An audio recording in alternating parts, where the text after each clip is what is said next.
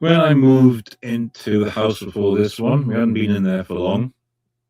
A lot of crap from my old house where I lived with my parents. It wasn't my house.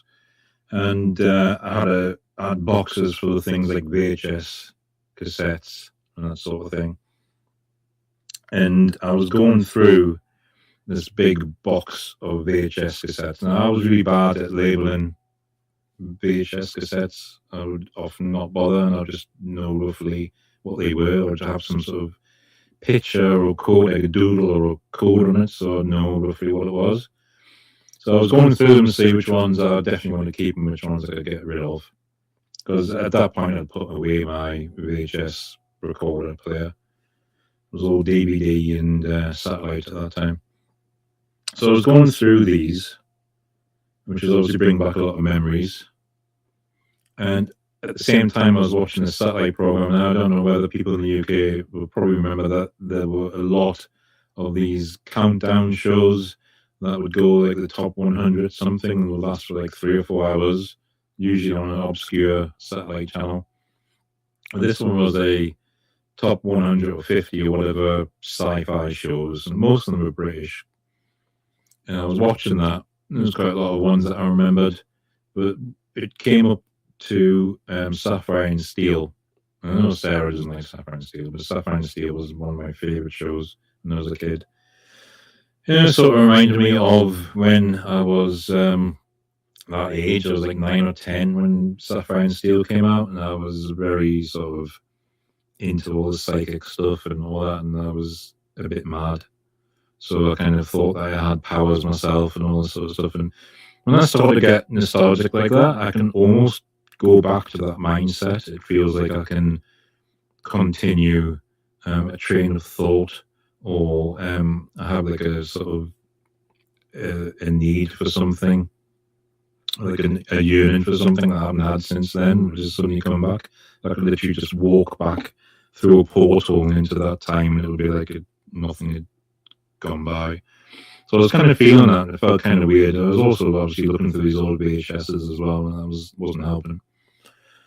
And I had this mirror against the just on the hearth on the chimney breast above the fire, and it was quite heavy, quite a big mirror my mother had bought.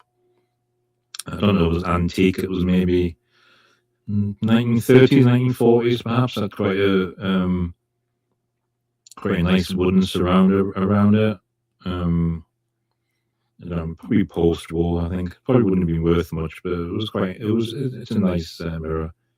And when we got it, the thread was quite long at the back, so when you hung it off the wall, it hung off the wall probably about 3 or 4 inches.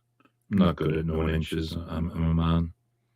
But so I had to hang it up a bit higher, so it sort of looked down at you when you stood in front of it. And I was sitting there just getting this nostalgic feeling watching this show, and I suddenly heard this sort of banging, slapping noise, and I just went, what the hell's that? And I looked up, and this mirror, which, as I say, was hanging forward off the wall by about 4 inches, was banging against the wall. It was lifting up and banging against the wall. And not just like kind of vibration or like a slight sort of quivering. It was hitting the wall really hard, kind of like... Sorry if that was loud. I have no idea how long it went on for, but I was just staring at it in disbelief. And again, I didn't think at first this is like a poltergeist or whatever. I was just looking at it going, okay, that's weird. And when it stopped, which I have no idea how long it was when it stopped, but I kind of just sat there for a while. Sorry, Phil. And I've got a pop shield in front. I don't know why I saw that. Well, then my ex-partner was upstairs, and I went upstairs and I said, did you feel something or hear something? Because I thought, was it like something that shook the house? But he said no, he didn't hear anything at all, and didn't feel anything. Why? What's the matter? Sort of thing. And the thing was, like, on the mantelpiece, just below that mirror, we had a lot of basically tat on there that my mother had given to us, sort of like tiny little ornaments and little cheap little things, and sort of tiny little vases with things stuck in them, like those little sticks that had scent on them that were a thing back then. And none of them were moving, making any kind of noise or anything like that. It was just this mirror. Now, of course, I'm not going to just accept that this was something weird. I've tried to think of explanations, and there is a train track that runs through my town, and my house. It wasn't close, but it was sort of on the same. It was on the floodplain, basically the flat part that goes to the river. So it wasn't close, but it was on the same sort of bit of land. And I wondered whether a train did it. Thank you, Rob. Is it as common as the old mermaid video? But the more I thought about it, I just thought, no, I don't know if that's an explanation at all. As I said, why wasn't anything else shaken? It hasn't happened before. It hasn't happened since. Also, I have a little bit of understanding of how sound waves work. I do a bit of audio stuff, music stuff, so I work with. Anyway,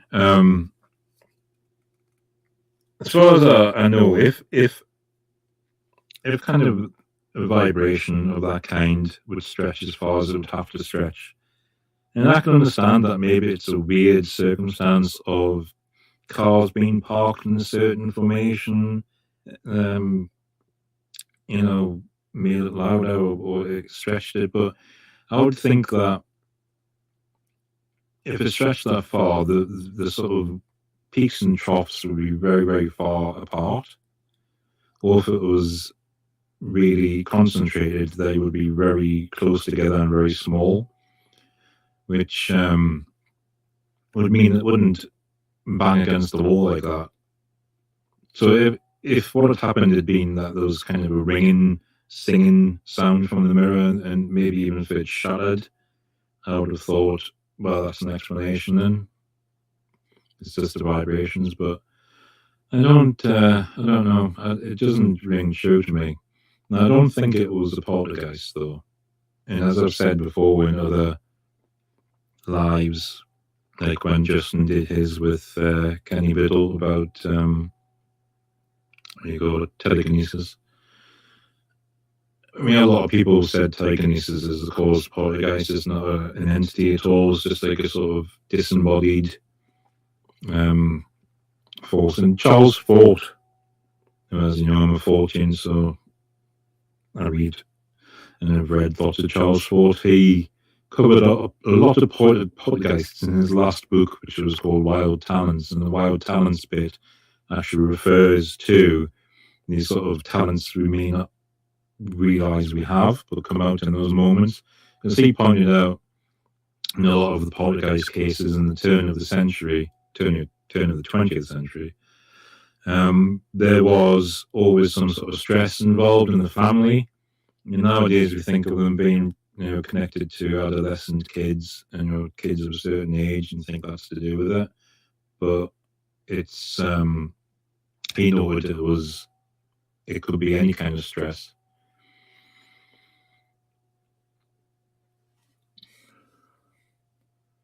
Just going to put Mr. Prism's thing up there. And also, there are only two things I can't stand in this world: people who are intolerant of other people's cultures, and the Dutch. So, yeah, it's just a coincidence that I was thinking about this time when I was really young and really a lot more open-minded, and kind of thought that I had powers and all this weird shit that you think when you're a kid. And then that happened at that very point. It's kind of weird. Hi, Stu's Booze. Not that type. This is just an update, or more like an addendum to the experience you just heard from my live stream. It's actually because I forgot to add it to the end of my live stream. So after that happened with the mirror, I shortened the thread or the wire at the back so it was flush to the wall. And when I actually moved houses, I took the mirror with me, and it's still up on the wall downstairs. In fact, there it is, as you can see, flush to the wall. And I've never had any problems with anything vibrating since. Ooh. So that was it, really. Just thought I'd add that. I hope you enjoyed, and I'll see you in the next video. Stu's Booze.